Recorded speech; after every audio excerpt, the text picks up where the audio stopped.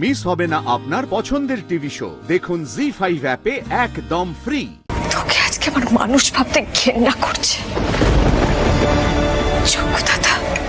চকু দাদা তুমি দেখো, ঈশার মতন এত খারাপ নোংরা একটা মানুষের জন্য যেন আমার স্মৃতির সিঁদুর এতটুকু ফিকে না হয়।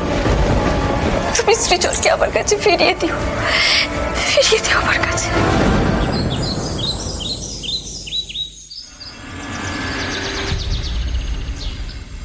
ইয়েস ম্যাডাম, হ্যাঁ আমি পৌঁছে গিয়েছি। হ্যাঁ পর্ণা ম্যাডাম এখানেই আছেন।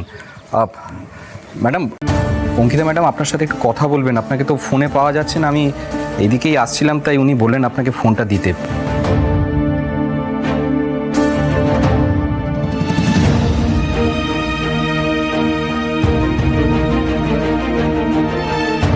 হ্যাঁ ম্যাডাম বলুন। পর্ণা, তুমি কোথায়? মানে তোমার ফোনে পাচ্ছি না।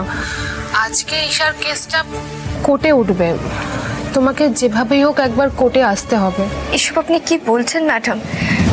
এদিকে সৃজন ঝুমে মানুষে টানাটানি করছে, আর ওকে এই অবস্থা একা ফেলে রেখে আমি ইম্পসিবল ম্যাডাম। আমি এখন কোথাও যেতে পারবো না, আমি যাব না কোর্টে। পর্ণা, কোর্টে না গেলে কি করে হবে? বাবু, কি অবস্থা বাবুর? ওই ডাক্তার এসছেন? অঙ্কিতা ম্যাডাম, এখন কোর্টে যাওয়ার মতন মানসিকতা আমার নেই। I am sorry. আগে তো আমার স্বামীর জীবন, এরপরে আমি অনেক সুযোগ পাবো ঈশাকে ধরার, কিন্তু সৃজনের যদি কিছু হয়ে যায়। কেন বুঝতে পারছো না পর্ণা? ঈশা হালদার তো তোমাকে গুলি করতে গিয়েছিল, আর সেটা লাগে সৃজনের গায়ে। আর পুটিকেও কিডন্যাপ করেছিল ঈশা। তোমরাই তো ওর বিরুদ্ধে মেন সাক্ষী, আই উইটনেস।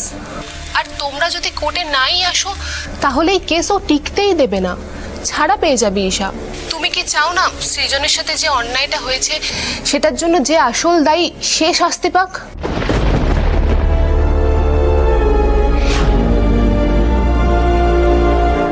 পর্ণা সত্যি আসবে না? আপনি যাবেন না ম্যাডাম? এই অঙ্কিতা ম্যাডাম কি বললো রে? আজকে ঈশাকে কোর্টে তোলা হচ্ছে, তাই অঙ্কিতা ম্যাডাম আমাকে ফোন করে কোর্টে সাক্ষী দেওয়ার জন্য ডাকছিলেন। মা, তুমি যাবে?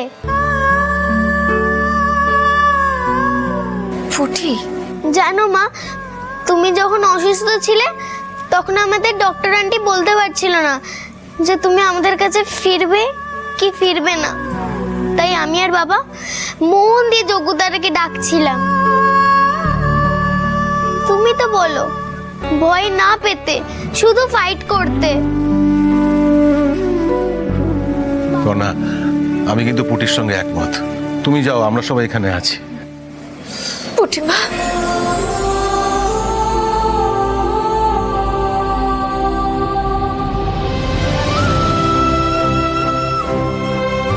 হে ঠাকুর, ঈশা যখন ধরাই পড়েছে তখন ওকে ছেড়ো না, আর আমার কোলের ছেলেটাকে আমার কাছে ফিরিয়ে দিও ঠাকুর। তুই যাবি তো কোর্টে দিদি?